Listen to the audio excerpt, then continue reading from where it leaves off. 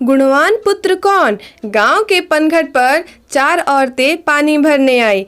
पानी भरते भरते वे एक दूसरे से बातें करने लगी। चारों के एक एक पुत्र थे। बातों ही बातों में उन्होंने अपने पुत्रों के गुणों का बखान करना प्रारंभ कर दिया।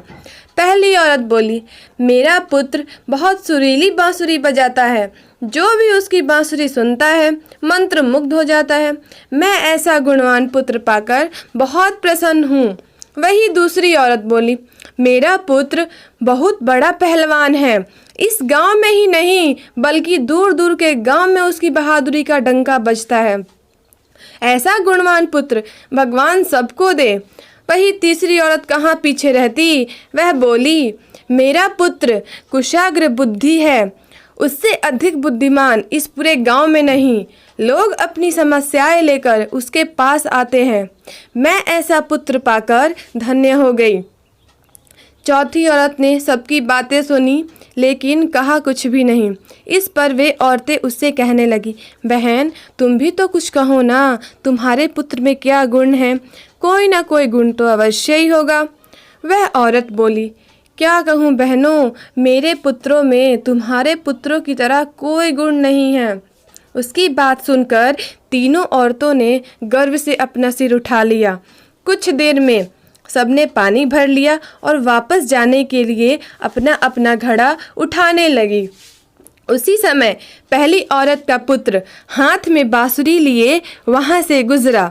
उसने देखा कि उसकी माँ पानी से भरा घड़ा उठा नहीं पा रही है, किंतु वह ये अनदेखा कर बांसुरी बजाते हुए वहां से चला गया। दूसरी औरत का पहलवान पुत्र कुछ ही दूरी पर मुग्दर घुमा रहा था।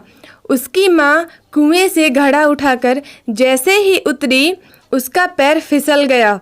किसी प्रकार वह संभल गई, किंतु पहलवान पुत्र अपनी माँ को नज़र उठाकर देखने के बाद भी उसके पास नहीं आया और अपनी कसरत में लगा रहा। तीसरी औरत का पुत्र भी वहां से किताब पढ़ते हुए निकला। उसकी माँ ने उससे कहा, पुत्र मैं दोनों हाथों से घड़ा पकड़े हुए हूँ, ये रस्सी ज़रा मेरे कंधे पर डाल दे। लेकिन वह अपनी माँ की बात अनसुनी कर वहां से चला गया। तभी चौथी औरत का पुत्र वहां आया। अपनी माँ के सिर पर घड़ा देख वह उसके पास गया और उसके सिर से घड़ा उतारकर अपने सिर पर रखकर चलने लगा। कुएं के पास बैठी एक बुढ़िया यह सब देख सुन रही थी। वह बोल पड़ी, मुझे तो यहाँ बस एक ही गुणवान पुत्र नजर आ रहा है, वही जो अपने सिर पर घड़ा लिए जा रहा है। माता पिता की सेवा करने वाले पुत्र से गुणवान पुत्र भला कौन हो सकता है? दोस्तों, हमें इस कहानी से ये सीख मिलती है कि गुणवान वही है जो अपने माता पिता की सेवा करे और साथ ही सबकी सहायता के लिए तत्पर हो। अगर आपको ये वीडियो पसंद आई हो तो चैनल को लाइक, सब्सक्राइब एंड शेयर करना ना भूलें। धन्यवाद।